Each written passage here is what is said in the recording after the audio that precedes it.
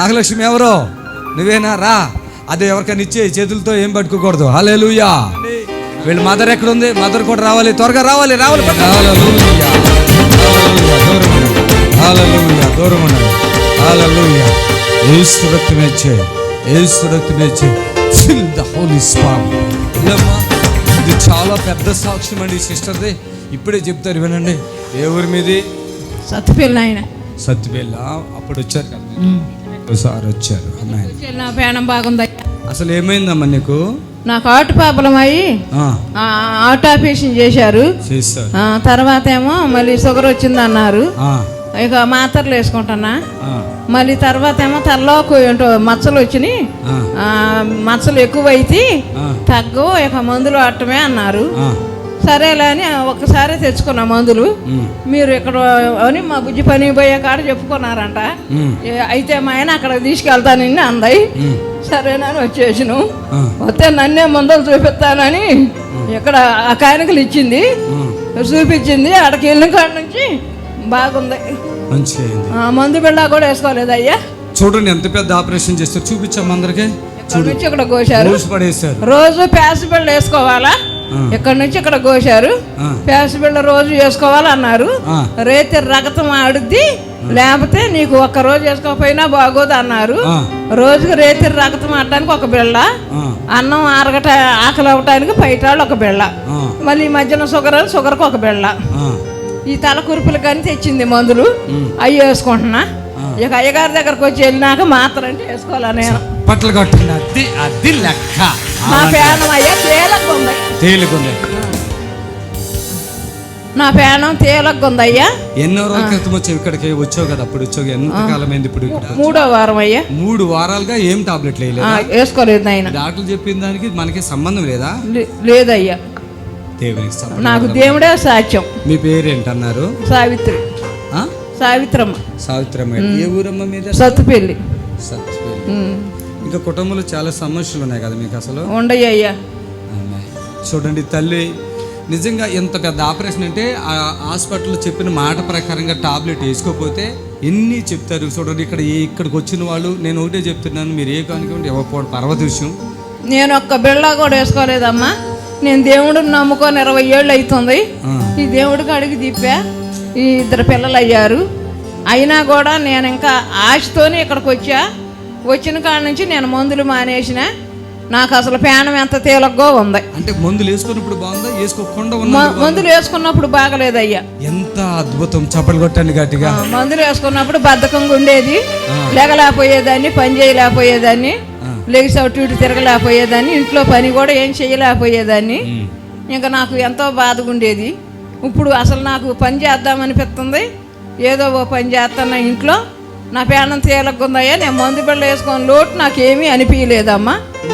ఒక రోజు 2 రోజులు అంటే తెలవదు, కానీ వారం కాదు, 2 వారాలు కాదు, ఇప్పుడు 3వ వారం కంప్లీట్ అయిపోయింది. వాళ్ళ కూతురు తీసుకొచ్చింది అమ్మనే. అమ్మ అయ్యగారు మంచి అయ్యగారు ఉన్నారు, బతికేస్తారు. మన పొలంలో పని చేసుకున్నప్పుడు దొప్పు చెప్పారంట. వచ్చినందుకు ఎలా సంతోషంతో, ఈమె కాదు వీళ్ళ చెల్లెలు కూడా వచ్చింది.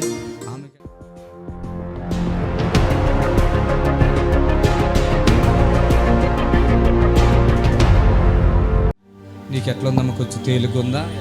కొంచెం తేలిగ్గా ఉందయ్యా. నేను అప్పుడు నాకు క్యాన్సర్ అన్నారయ్యా. క్యాన్సర్ అన్నారా? క్యాన్సర్ అన్నారయ్యా. అసలే గ్యాస్ స్టవ్లు అనుకుంటా ఇంటి దగ్గరే మందులు ఆడుకుంటా 7 సంవత్సరాలు గడిచింది. 7 సంవత్సరాల నుంచి కూడా విజయవాడ మందులు వాడినాం. విజయవాడలో ఎవరు ఇవ్వలేదు మందులు. నీకు ఈ మందులు లేవమ్మా, నీకు నేను ఆపరేషన్ చేయదు కాదమ్మా, ఇది క్యాన్సర్. 2 కేజీలు గడ్డలు ఉన్నాయి అన్నారు. ఎక్కడ ఉన్నాయి అన్నారు గడ్డలు? ఇటు పక్క ఈ సైడ్ ఉన్నాయి అన్నారు. చూపించమ్మా అందరికి. ఈ కొడుకులో ఈ సైడ్ 2 కేజీలు 2 గడ్డలు ఉన్నాయి అన్నారు. విజయవాడ మందులు కేజీ గడ్డలయ్యా. అయినా గుణతల హాస్పిటల్లో కూడా మందులు ఆడారు 2 సంవత్సరాలు. అక్కడ కూడా ఏమీ మందులు ఇవ్వలేదు. 6 కీమోలు పెట్టారు. 6 కీమోలకి 4 కీమోలకి మాడిపోవాలంట. 6 కీమోలకి పెరిగిపోయినాయి. ఇంకా పెరిగిపోయింది. అసలు ఏమీ లేదమ్మా ఇక్కడ. ఇంకొక హాస్పిటల్కి వెళ్ళి టెస్టులు చేయించుకోమన్నారు. టెస్టులు చేయించుకోమంటే అక్కడ మందులు వాడి ఎక్కిసుకొచ్చి చర్చికి వెళ్ళానయ్యా. చర్చికి బాధలు ఉండి అప్పుడు చర్చికి వెళ్ళానయ్యా. చర్చికి వెళ్ళిన తర్వాత 3 సంవత్సరాలు చర్చికి వెళ్ళా. చర్చికి వెళ్ళిన తర్వాత నాకు ఇక బాగా పొట్ట పెరిగిపోయింది, నొప్పులు, మంటలు, సురుకు పోట్లు బాగా ఎక్కువైపోతుంది, జ్వరం వచ్చినట్టు అయిపోతుంది. ఇదేంటి దేవుడా, నేను ఆ దేవుడిని మానుకొని ఈ దేవుళ్ళలోకి వచ్చాయా? ఈ దేవుళ్ళలోకి వస్తే ఇంకా నాకు పొట్ట పెరిగిపోతుంది, 6 కీమోలు పెడితే ఇంకా పెరిగిపోతున్నాయి అంటున్నారు. ఎక్కడికి వెళ్ళినా మందులు ఇవ్వటం లేదు, నాకు వైద్యం లేదు. ఏం చేయాలని అయ్యా, నేను మొన్న చేసిన తప్పు మా ఆయన గారు వచ్చి, నేను ఎక్కడ ఏ దేవుడిని ఈ దేవుడిని మానుకొని మా దేవుళ్ళకి వెళ్ళు, నీకు అసలు తగ్గట్లేదు, నేను మొక్కిన దేవుడికి తీసుకెళ్ళి నీ గుండు కొట్టిస్తానని తిరుపతి తీసుకెళ్ళి గుండు కొట్టించాడయ్యా. అసలు నా పొట్ట పెరిగిపోతుంది. హైదరాబాద్ మందులు వాడుతున్న బాక్స్ 20,000, 5 లక్షలు ఖర్చు పెట్టు, అసలుకి ఏది తగ్గలేదు. ఇక అయితే అయింది, చచ్చిపోతే బతుకుతా ఎట్టయితే అట్టయిద్ది అని ఆయన మాట ఎక్కడ తీసేసానని మళ్ళీ తిరుపతి వెళ్ళానయ్యా. నేను చేసిన తప్పు ఒక్కటే, సాగు బతుకులతో ఉన్న పొట్ట బాగా పెరిగిపోయింది. 3 రోజులలో నా పొట్ట తగ్గిపోయింది అమ్మ. ఇక్కడికి వచ్చిన తర్వాత అయ్యగారు చెప్పారు, బుజ్జి తీసుకొచ్చింది మా బుజ్జి పిన్ని, టీవీలోకి ఇచ్చారు. మాకు టీవీ లేదు, చిన్నపిల్లలు బడికి వెళ్తున్నారు, ఈ టీవీని గురించి టీవీ తీసి పారేసు. మా బుజ్జి మా అక్క కూతురు ఏమందో, పిన్ని నిన్ను నేను తీసుకెళ్తా, టీవీలకి ఇచ్చారు, ఫోన్లకి ఇచ్చారు, నిన్ను నేను తీసుకెళ్తా అమ్మనే, నువ్వు అత్తవా రావని సొతపోరిందమ్మ. నా కూతురు సొతపోరి, నా భర్త ఏమైపోతారు, నా పిల్లలు ఏమైపోతారు, నా కూతురు అక్క కూతురు ఏమైపోతారని నేను ఏడుతుంటే మా అక్క కూతురు తీసుకొచ్చిందమ్మ నన్ను. అయ్యగారు చెప్పారు, అమ్మ మీరు మందులు వేసుకోవద్దు, మీకు నేనున్నానమ్మా, మీకు దేవుడు ఉండమ్మా అంటే నేను దేవుడిని నమ్ముకున్నాను. ఏమన్నా చేయని ఆ రోజు ఈ మందిరంలో అడుగు పెట్టాను. మా 15 రోజులు అవుతుంది. నా చురుకు పోట్లు ఎక్కడ పోయినాయి, నా నొప్పులు ఎక్కడ పోయింది, నేను అసలు మందులు వేసుకోలేదు. కడుపులు అంట ఒకటే చులుకు పోట్లు అంటే గడ్డలు తయారైపోయి పాకం వచ్చి పగిలిపోతే చచ్చిపోద్దా అన్న పైన కూడా ఖాళీ అయిపోయింది అయ్యా. ఎక్కడికి దిగి వచ్చేసింది, దిగి వచ్చేసి 3 వారాల క్రితం స్థలానికి వచ్చారు. మొన్న మధ్యలో వారమే రాలేదు. అదే ఒక్క రోజు కూడా నాకు ఫోన్ చేయలేదు, నాకు ఇట్లుంది అట్లుంది అంటే దేవుడు ఎంత గొప్ప కార్యం చేశాడు. వీళ్ళ భర్తకు ఇప్పుడు పంతం ఏంటంటే, నువ్వు ఆ దేవుడి దగ్గరికి వెళ్ళి మన దేవుడిని వదిలి, నేను మన దేవుడి దగ్గర గుండు కొట్టిస్తాను, నీ తగ్గితే ఎందుకు తగ్గితాయండి గుండు కొట్టిస్తే? అసలు ఇంత పెద్ద కడుపు అండి, బాగా వచ్చింది. ఇంత ఎక్కడ ఉంది కదా మా అప్పుడే కడుపు, అది అక్కడికున్న కడుపులు. అట్లాగే చాలా మంది వస్తున్నారు, ఇక్కడ తగ్గిపోతున్నాయి, మొత్తం ఇలా లోపలికి వెళ్ళిపోతున్నాయి, లక్షలు ఖర్చు అవుతున్నాయి, తగ్గట్లే. ఆ డాక్టర్లు ఏం చేస్తారు, 1,50,000 2 లక్షలు వెళ్ళినప్పుడల్లా, కానీ తగ్గట్లే. ఇక్కడికి వస్తే ప్రార్థన చేయగానే మెత్తబడి అన్నం తినగలిగి నిద్రపోగలిగి బాగున్నారు. నేను అందుకే క్లారిటీ ఇస్తాను ఎవరికైనా, మీరు అదని ఇదని ఆలయాల మాటలు చెప్పి మీరు టాబ్లెట్లు వేసుకునేది ఇక్కడికి రావద్దు. ఇక్కడ మీరు ఏదైనా ఇచ్చినా మేము తీసుకోము, అంత నమ్మకం ఉంటేనే రండి, స్వస్థత పొందండి అంటాం. ఎంతో సంతోషమైన మాట చెప్పారు. అమ్మ మీ పేరేంటి? భారతీయ. ఏ ఊరమ్మ మీది? మాది నరసింహరావుపాలెం అండి. ఎక్కడది, ఏ జిల్లా? చనుబండ దగ్గర అండి. అమ్మని చూసినప్పుడు ఏమనిపించేదిరా నీకు? నాకు మా అమ్మ బతకదనే అనిపించిందండి. ఏంటి అసలు ఏంటనేవాళ్ళు డాక్టర్ గారు, ఏమనేవాళ్ళు? ఈ క్యాన్సర్ ఏది చేయని తీసుకెళ్ళిపోన్నారండి. ఇది కళ్ళకి కనపడుతుంది, క్యాన్సర్ అంటే ఇది కళ్ళకి కనపడుతుంది. వీళ్ళకి ఏమనిపిస్తుంది అంటే ఆ కడుపు ఉబ్బిపోతుంటే ఇంకా ఏమనిపించేది నీకు అసలు? మాకు ఇక మందులు ఎవరు ఇక ఆశలో వదులుకోవటమే అన్నారండి మా నాన్న. 3 వారాలు అంటే ఒక్క మందు కూడా వేసుకోవట్లేదమ్మా ఇప్పుడు నువ్వు? 15 రోజులు అయిందయ్యా. అసలు మా టాబ్లెట్ అంటే వేసుకోవట్లేదు. రోజు 12 టాబ్లెట్లు వేసుకున్నదండి. 12? రోజు 12 హైదరాబాద్ మందులు ఇక్కడే వాడేది, ఆయుర్వేద మందు. నువ్వు అన్నావు నాతో, అయ్యా మందులకు వచ్చినప్పుడు అలా వస్తానన్నావుగా. నేనేమన్నా, ఎందుకమ్మా మందు అంటే మీరు వేసుకోవద్దు, అసలు ఆ మందులు వాడొద్దు అన్నారు. ఇప్పుడు అంటుంది హైదరాబాద్కి అలా వచ్చినప్పుడు అలా మందులు తెచ్చుకుంటూ వస్తా అంట. ఇక అలాంటప్పుడు నాకు ఇక్కడ కానికిచ్చి ప్రార్థన చేసుకుంటాం, రావద్దు మీరు టాబ్లెట్లని ఏది వేసుకోవద్దు అన్నారు. ఇప్పుడు ఆమె మనిషి ఆగిపోయింది, ఈరోజు హ్యాపీగా ఉన్నారు వాళ్ళు. ఎంత కూతురు అంట. ఇప్పుడు అమ్మని చూస్తే ధైర్యం వస్తుందా ఏమన్నా? మీరు వెళ్తారా చర్చికి? ఇప్పుడు ఇది చూస్తున్నాగా నీకేమనిపిస్తుంది? నాకు ఏమీ అనిపించలేదండి, రావాలనిపిస్తుంది. మా అమ్మకు కొంచెం నయం అనిపించిందనే వచ్చిందండి. వచ్చావే? లేకుంటే అసలు రావు. ఎవరు చెప్పలేదండి. ప్రభు నమ్ముకోవాలి చర్చికి రాని అన్నారు ఇప్పుడు అన్న ఎవరన్నా? అనలేదండి, ఇప్పుడు మా అక్క చెప్పిన తర్వాతే వచ్చి మేము అందరం. ఓకే, చప్పలు కొట్టండి గట్టిగా. నిజంగా దేవుని స్తోత్రం, హల్లెలూయా. భువనగిరిలో ప్రతి మంగళవారం ఉదయం 11:30 నుంచి 4 గంటల వరకు స్వస్థత విడుదల ప్రార్థన జరుగుతుంది. దయచేసి మీకు అనుకూలంగా ఉంటే వీలు ఉన్నటువంటి వారు రండి, దేవుని దీవులు పొందండి. ముఖ్యంగా చేతబడుల చేత దురాత్మల చేత రోగముల చేత పీడించబడుతున్నట్టు వారికి ఇది గొప్ప శుభవార్త. దయచేసి రండి, విడుదల పొందండి. మరోసారి చెప్తున్నాను, ప్రతి మంగళవారం యేసు ఆశీర్వాదం భువనగిరి జగదీపూర్ రోడ్ స్వస్థత విడుదల ప్రార్థనకు మీ అందరినీ ప్రేమపూర్వకంగా ఆహ్వానిస్తున్నాను. God bless you. Praise the Lord. Hallelujah. ఏం పేరమ్మా నీ పేరేంటి? అరుణయ్య. అరుణ. ఇక్కడ ఎప్పుడు వచ్చావు నువ్వు అసలు? నేను పోయిన సంవత్సరం నాకు రొమ్ములో గడ్డ అయిందయ్యా, క్యాన్సర్. ఎవరన్నా తీసుకొచ్చారు, నువ్వు వచ్చావు సొంతంగా? నేను, మా ఆయన, ఇంకో మనిషి వచ్చిర్రు. చంపాపేట మీది? చెంపాపేట, సింగరేణి కాలనీ, చెంపాపేట. సింగరేణి కాలనీ. నేను, మా ఆయన వచ్చింది, ముగ్గురు వచ్చినాము. క్యాన్సర్ గడ్డ అయింది, చూపించుకున్నాం. ఎక్కడ చూపించుకున్నారు? ఇక్కడ గాంధీ హాస్పిటల్ అయ్యా. Cancer Gandhi hospital. రొమ్ము మొత్తం తీసేసిరు. గాంధీ హాస్పిటల్ డాక్టర్లు ఇక్కడ నీలపూర్, ఇక్కడ క్యాన్సర్ హాస్పిటల్ పంపిరు. క్యాన్సర్ మూడు వారాల దాకా తిరిగిరయ్యా. క్యాన్సర్ చెప్పే రిపోర్ట్లు, సిటీ స్కాను, రక్త పరీక్ష స్కాను అని తీసుకురు. నీకు మళ్ళీ ఆపరేషన్ చేయాలమ్మా అని అన్నారయ్యా. ఇంకా నేను చేపించుకోను. మా ఆయనకు ఒక ఆమె తెలిసి అనమ్మా, ఇట్లా దేవుని నమ్ముకుంటే టీవీలో చూడు అన్నది. ఇట్లా చూస్తే వచ్చినయ్యా. ఈడ వచ్చి మీ ప్రార్థన కూడా చేసిరు, పేరు రాయలు కూడా ఇచ్చిరు.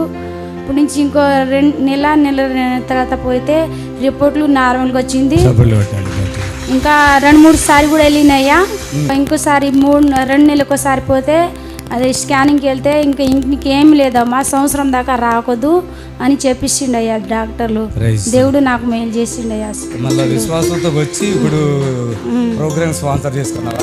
చేస్తున్నాయా. నీకు అట్లా ప్రేరేపణ వచ్చిందా లేకపోతే మామూలుగా ఎట్లా? నీకు మరి సంవత్సరం అయిపోయింది, రాలేదు కదా ఇన్ని రోజులు? రాలేదయ్యా, మధ్యలో మళ్ళీ రాలేదు కదా. నా కొడుకు కొద్దిగా చనిపోయిండయ్యా. చనిపోయాడా? ఎందుకు? చిన్న కొడుకు ఊరి వేసుకొని చనిపోయిండు. ఎంతమంది మీకు పిల్లలు? ఎంతమంది? నాకు 2 పాపలు, 2 ఆడపిల్లలు, 2 మగ పిల్లలయ్యా. చంపపేట కింద సింగరేణి కాలనీ అదంతా అప్పుడు గుడిసెలు? సింగరేణి కాలనీ ఉంటాయా. ఇప్పుడు మీకు ఇల్లు వచ్చింది అక్కడ?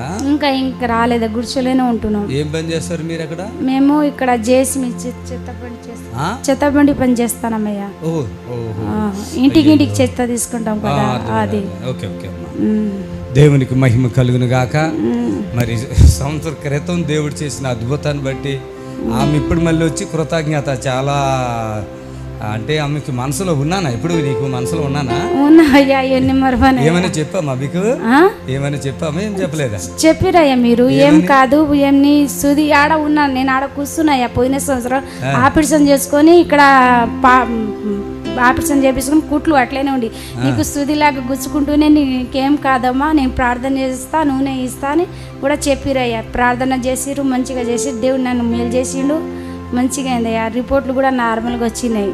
అసలు ఎంత అద్భుతం అంటే వాస్తవంగా ఈ సిస్టర్ది చూడండి, ఆ యొక్క ఛాతిని తీసేసిరయ్యా. తీసినారు. అసలు అది తీసక కూడా చీములు కుట్లేసి చీములు రక్తాలు కానీ నీరు వెళ్ళినాయ్యా. 2 నెలల దాకా నీరు వెళ్ళినాయి.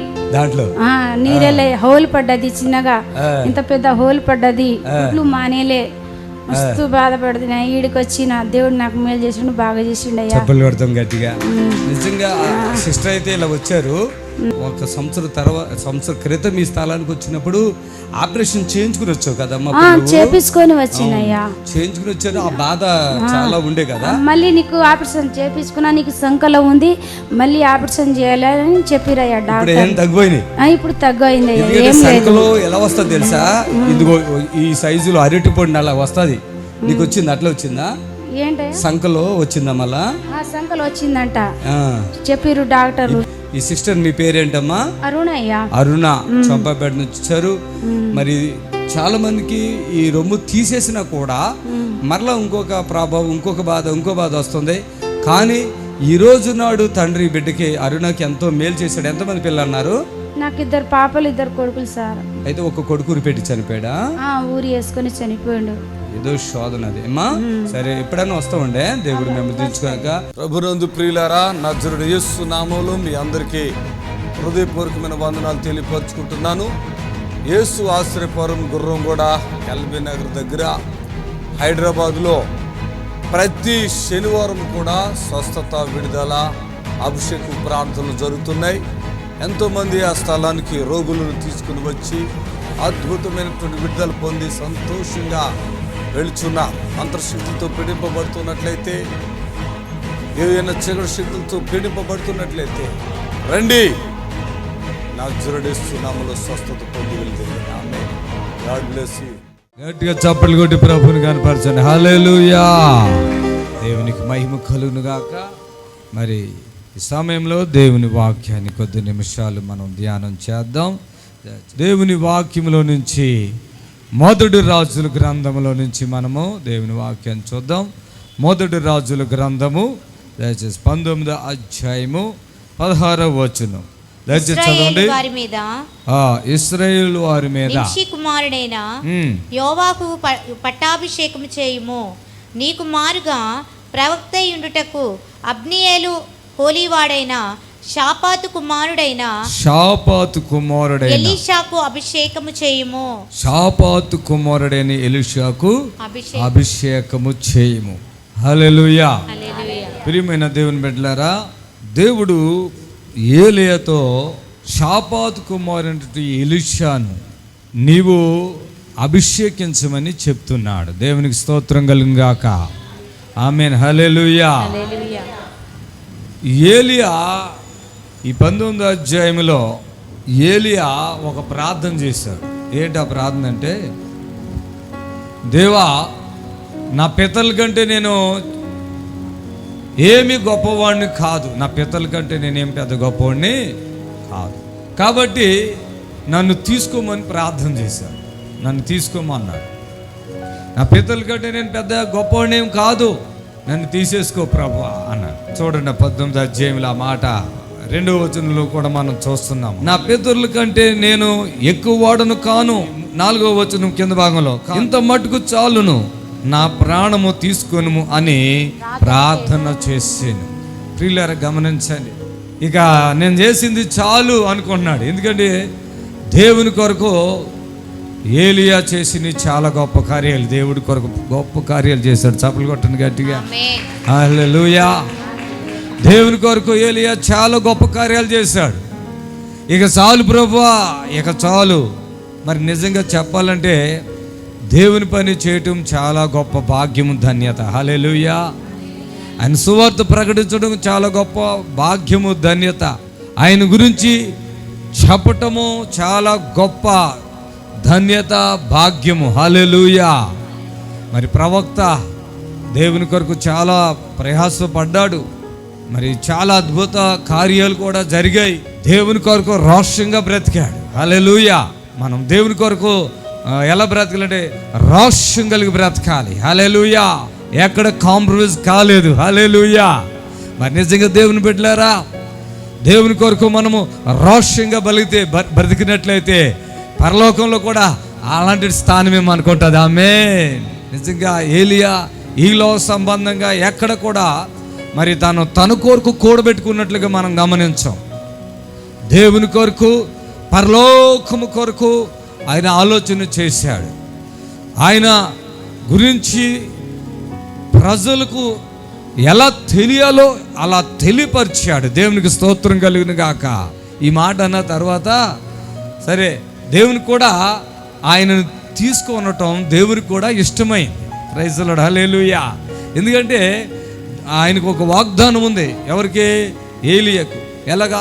భూమి మీద మరణము చూడకుండా ఆయన దేవుని దగ్గరకు కొనుపోబడతాడు. చప్పలు కొట్టాలి గట్టిగా. మరి మనం గమనించినట్లయితే ప్రతి ఒక్కరు కూడా చనిపోవాలి కదా. బైబిల్ కూడా చలుస్తుంది, మన్ను వెనుకొడు వల్లనే మన్ను అయిపోతుంది, ఆత్మ తాను దయచేసిన దేవుని యొద్దకు వెళుతుంది. హల్లెలూయా. మరి ఈ సమయంలో ఇప్పుడు చనిపోతున్న ప్రతి ఒక్క వ్యక్తి, లేదంటే మనం కూడా చనిపోతే ఒకవేళ ఈ శరీరము మరి సమాధి చేయబడవచ్చు, లేకుంటే అది కాల్చబడచ్చు, ఏదైనా జరగచ్చు, పొడచబడచ్చు, కాల్చబడచ్చు, రెండే కదా. మరి ఈ ఉన్నపాడిన దేహముతో దేవుని దగ్గరికి వెళ్ళిన వారిలో ఒకరు ఏలియా. హల్లెలూయా. మరి దేవుడు ఆయనకు ఒక వాగ్దానం చేశాడు, ఆయనను ఉన్నపాడిన ఆయన తీసుకుని వెళ్ళటానికి. ఆ వాగ్దానము గురించి ఆయన ప్రార్థన చేశాడేమనుకుంటున్నాను నేను. అందుకనే ఇంకా నేను చేసిన సేవలు, నేను పడ్డ కష్టాలు, నేను పడ్డ ఇక అన్ని చాలు ప్రభువా, నా పితరుల కంటే నేనేం గొప్పవాడిని కాదు, నన్ను నువ్వు తీసుకో, నన్ను చేర్చుకోమన్నాడు. హల్లెలూయా. చాలాసార్లు మనకు కూడా బాధలు వస్తే, కష్టాలు వస్తే కూడా, రోగాలు వస్తే కూడా చెప్తామే, ప్రభా ఇక నేను బ్రతకొద్దు, ఎందుకు ప్రభా ఇన్ని బాధలు నాకు, తీసుకో, నేను ఇక నీ దగ్గరికి తీసుకో. ఏది బాగా కష్టాలు వచ్చినప్పుడు కదా, బాగా బాధలు వచ్చినప్పుడు తీసుకో ప్రభా అంట. ఏలియా కూడా అక్కడ ఒక బాధ ఏంటంటే, యెజబెలు ఏం చెప్తుందంటే ఇతన్నే చంపుతానని శబ్దం చేసింది, చంపుతానని ఒక శబ్దం చేసింది. అప్పుడు ఈయన చేసిన ప్రార్థన అది. సరే, ప్రభు ఏమని ఆయనకి ఉత్తరం ఇచ్చాడంటే, ఇక్కడ మన 15 చూస్తే, అప్పుడు యెహోవా అతనికి సెలవిచ్చినది ఏమనగా, నీవు అరణ్య మార్గమున దమస్కునకు పోయి దానిలో ప్రవేశించి సిరియా దేశం మీద హజాయేలునకు పట్టాభిషేకం చేయుము. Praise the Lord. హల్లెలూయా. దేవుని యొక్క నిర్ణయాలు మనం గమనిస్తే, ఎవరు రాజుగా ఉండాలి, ఎవరు ప్రవక్తగా ఉండాలో అది నిర్ణయం చేసేది కూడా దేవుడే. రాజుగా ఉన్నప్పుడు అతనికి అధికారం ఉంటుంది. ఆ అధికారం ఎవరిస్తున్నారో అంటే పరలోకముందు ఉన్నటువంటి దేవుడే. ఎవరికైనాను ఎలాంటి అధికారము ఎవరికైనా ఉన్నదంటే ఆ అధికారం ఎక్కడి నుంచి వచ్చిందంటే అది దేవుని దగ్గర నుండి వచ్చిందే. చప్పట్లు కొట్టండి గట్టిగా, ఆమేన్, హల్లెలూయా. ఎవరు సామర్థ్యం కలిగినటువంటి వారుగా ఉన్నారో, ఎవరు ఆయనకి అప్పగింపబడినటువంటి పనిని ఎవరు నమ్మకంగా చేస్తారో ఆ పనిని దేవుడు వారికి అప్పగిస్తాడు. ఆమేన్, హల్లెలూయా. దేవుడు ఒక మనిషి ఒక పని అప్పగించాడంటే ఇక ఆ మనిషి ఎన్ని ఆలోచనలు చేసిన తొలగిపోడండి, ఎందుకంటే ఆ పనిలోనే ఉంటాడు. ఆమేన్, హల్లెలూయా. 91లో తెలియని రీతిగా ప్రభు మార్గంలోకి నేను వచ్చాను. 91లో ఆనాటి నుండి ఈనాటి వరకు కూడా ఆయన వెంబడిస్తూ, ఆయన ఏ విధంగా నన్ను పిలిచాడో, నన్ను ఏ విధమైన పనికి ఏర్పాటు చేశాడో, నాకు ఏ పని అయితే అప్పగించాడో ఆ పనిలో కింద పడినా మీద పడినా ఆ పని కొనసాగించుకుని నేటి వరకు కూడా కొనసాగించుకుంటూ వస్తున్నాను. ఆమేన్, హల్లెలూయా. దేవుడు మనల్ని పిలిస్తే, దేవుడు మనం పిలిచి ఒక పనిని అప్పగిస్తే దానిని మనం కొనసాగించగలుగుతాం. సొంతగా కొంతమంది వస్తూ ఉంటారు, వాళ్ళ మధ్యలో వస్తారు, తర్వాత కనపడరు. దేవుడు మాట్లాడాడు అంటారు కొంతమంది. ప్రతి విషయానికి దేవుడు నాకు ఈ విషయం చెప్పాడు, దేవుడు నాతో మాట్లాడాడు, దేవుడు నన్ను ఈ పని చేయమన్నాడు, దేవుడు నన్ను ఇక్కడికి వెళ్ళమన్నాడు అని చెప్తారు. తర్వాత మళ్ళీ అక్కడ ఉండరు. ఏమైందంటే, బ్రదర్ శోధనలు వచ్చినాయి, నేను నిలబడలేకపోయాను, దేవుడు పిలిచాడు కానీ నేను తట్టుకోలేకపోయాను, అపవాది నన్ను బాగా ఇబ్బంది పెట్టేసింది, నేను నిలబడలేకపోయాను, వచ్చేసాను, ఇంకా ఆ మార్గంలో నేను రాలేకపోతున్నాను. కొంతమంది అలా చెప్తారు. కొంతమంది రకరకాలుగా శోధించబడతారు. ఏలియా అలాంటి పరిస్థితులు ఏమీ కాదు, కానీ ఆయనకు ఒక వాగ్దానం ఉంది, మరణం చూడకుండా ఆయన పరలోకం అంటే తండ్రి దగ్గరికి వెళ్ళిపోతాడని. హల్లెలూయా. ఇంకా అందుకే చెప్పడికి వద్దు ప్రభువా, నేను చేసింది చాలు, నా పితరుల కంటే నేనేం గొప్పవాడిని కాదు, ఇప్పుడు నన్ను పిలుచు అని అడుగుతున్నాడు. అయితే అప్పుడు దేవుడు ఆయనతో చెప్తున్న మాట ఏంటంటే, నీవు ఇలా చేయమని అడిగాడు. ఏమన్నాడంటే 16వ వచనంలో, ఇశ్రాయేలు వారి మీద నింషి కుమారుడైన యోహాకు పట్టాభిషేకం చేయము. చూడండి, ఇప్పుడు ఏంటంటే రెండవది, అది పట్టాభిషేకం పక్కన పెడదాం, నీకు మారుగా ప్రవక్త యుండుటకు అబ్నీయేలు వాడునైన షాపాతు కుమారుడైన ఎలీషాకు అభిషేకం చేయము. హల్లెలూయా. ఇక్కడ ఏలియా ప్రవక్త. ఇప్పుడు ఈ యొక్క ప్రవక్త యొక్క ఆ పనిని దేవుడు ఎవరికి అప్పగించమన్నాడంటే ఎలీషాకు అప్పగించమన్నాడు. దేవునికి స్తోత్రం కలుగును గాక, ఆమేన్, హల్లెలూయా. ఎలీషాకు అప్పగించమన్నాడు. మరి ఎందుకంటే ఈయన దేవుని దగ్గరికి వెళ్ళిపోబోతున్నాడు, తర్వాత ప్రవక్త ఎవరు ఉండాలి? అప్పుడు దేవుడు ఎలీషాను ఏర్పాటు చేసుకున్నాడు. ఆమేన్, హల్లెలూయా. మరి ఎలీషా గురించి అంతకుముందు ఏమీ మనకు కనపడదు, కానీ మరి ఈయన కొంచెం ముందుకు వెళ్ళినప్పుడు చూడండి, ఎప్పుడైతే ఏలియా కొంచెం ముందుకు వచ్చాడో అప్పుడు షాపాతు కుమారుడు అనేటువంటి ఎలీషా ఇతను కనిపించాడు. ఇతను కనిపించినప్పుడు వెంటనే ఇతను ఏం చేశాడు, షాపాత్ కుమారుడు ఎలీషా కనబడి అతడు తన ముందరనున్న 12 అరకల ఎడ్ల చేత దుక్కు దున్నించుచు 12వ అరక తాను తోలుచుండెను. పొలంలో పనిచేస్తున్నాడు. ఏలియా ఏ విధంగా అయితే అనుకున్నాడో ఆ విధంగా ఆ యొక్క స్థానంలో ఉండటానికి దేవుడు ఏలియాకు బదులుగా ఎలీషాను అక్కడ ఉంచాడు. చప్పట్లు కొట్టి దేవుని కనపరచండి గట్టిగా. ఆమేన్. అంటే దేవుడు ముందే అన్నిటినీ ఏర్పాటు చేస్తాడు. ఆయన నామానికి మహిమ కలుగును గాక. హల్లెలూయా. గట్టిగా చెప్పండి హల్లెలూయా, హల్లెలూయా. ఎవరు ఏం పని చేయాలో, ఎవరు ఎక్కడుండాలో, ఎవరి తర్వాత ఎవరు ఉండాలో ఆయన ప్రణాళిక కలగుంటుందండి. మనం అనుకుంటాము మనతోటే ఏదో జరుగుతుంది అనుకుంటాం, కానీ ఎవరు ఎక్కడుండాలో, ఎవరు ఏం పని చేయాలో దేవునికి తెలుసు. చప్పట్లు కొట్టండి గట్టిగా. ఆమేన్. చూడండి, ఒక్కరు దేవుని పని చేసినప్పుడు ఆయన వాళ్ళని చేయనిస్తూ ఉంటాడు. ఆమేన్, హల్లెలూయా. ఆ పని అలా జరిగిస్తూ ఉంటాడు. లేదని వాళ్ళ మనసులో ఏదనంటే వీళ్ళు తప్పుగా ఇంకొకరు ఆ స్థలానికి వచ్చేస్తారు. ఒకళ్ళు రాకపోతే ఇంకొకరు ఆ స్థానానికి వచ్చేస్తారు. ఇప్పుడు ఏలియా మరి ఆ స్థానాన్ని ఖాళీ చేస్తున్నాడు. ఆ స్థానంలోనికి దేవుడు ఎలీషాను తీసుకొస్తున్నాడు. చప్పట్లు కొట్టాలి గట్టిగా. ఆమేన్. ఆయన ప్రణాళిక, ఆయన ఉద్దేశం మనకి అర్థం కాదు. ఎందుకంటే మీ తలంపు లాంటివి నా తలంపులు కావు.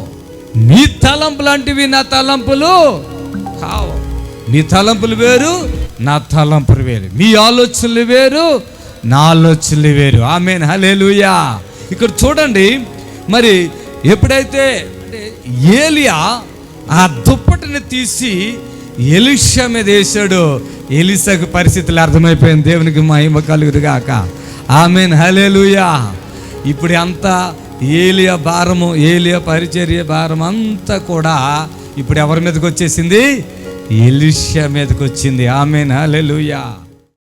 ప్రభునందు ప్రియులారా, నజరుడు యేసు నామములో మీ అందరికీ హృదయపూర్వకమైన వందనాలు తెలియపరుచుకుంటున్నాను. యేసు ఆశ్రయపురం గుర్రంగూడ ఎల్బీ నగర్ దగ్గర హైదరాబాద్లో ప్రతి శనివారం కూడా స్వస్థత, విడుదల, అభిషేక ప్రార్థనలు జరుగుతున్నాయి.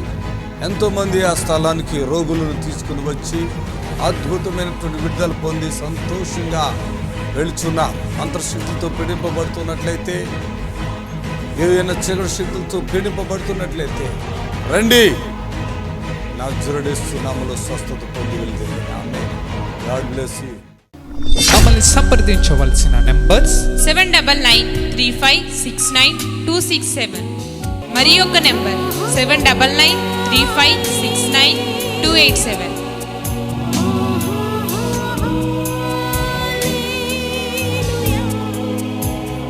మా address LB Nagar near BN Reddy, Gurramguda, Hyderabad.